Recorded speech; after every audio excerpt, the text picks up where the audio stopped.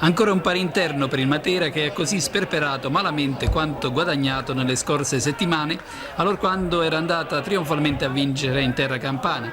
Ancora un punto perso quindi e speranze di risalire la china sempre in diminuzione. La gara odierna ha visto un Matera scarsamente determinato nei primi 45 minuti. I biancazzurri, forse anche per il terreno allentato dalla pioggia, andavano al piccolo trotto e per i giallorossi del Benevento, ben abbottonato in difesa, non vi erano difficoltà per contenere le manovre del Matera. Per ben 35 minuti si assisteva a una gara con azioni confuse e schemi approssimativi che non venivano certo gradite dal sempre meno pubblico presente sugli spalti, tra cui si faceva notare l'assenza degli aficionados, sostituiti da due striscioni piuttosto eloquenti. Un'azione per parte nel primo tempo e tutto nell'arco di un minuto. Al 35esimo, su azione di calcio d'angolo, il colpo di testa di Danza sorvolava di poco la traversa dei Campani. Al 36esimo, azione di contropiede del Benevento e la conclusione di Zotti si stampava sulla traversa di Cimino.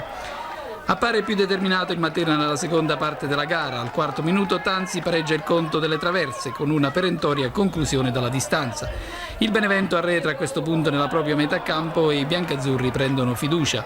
Al 12esimo, calcio d'angolo battuto da Caputo per Danza che da pochi passi colpisce la base del palo alla destra di Zazzaro. 2-1 il conto dei pali che purtroppo non fanno punti in classifica.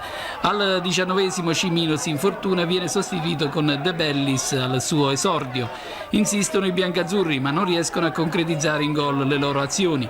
Il Benevento appare a volte in affanno in difesa ma riesce a rituzzare gli attacchi del Matera che è ancora sfortunato alla mezz'ora. Caparbia azione di Catacchio che crossa per Balestrieri appena subentrato a Ferrante a cui non riesce la deviazione vincente.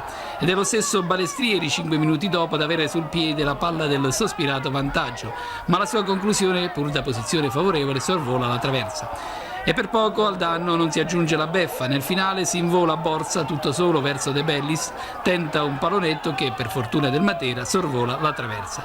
Finisce quindi 0-0 con il pubblico che sconsolato lascia gli spalti del 21 settembre, un pubblico che ormai sembra rassegnato a vivere ancora una stagione poco esaltante.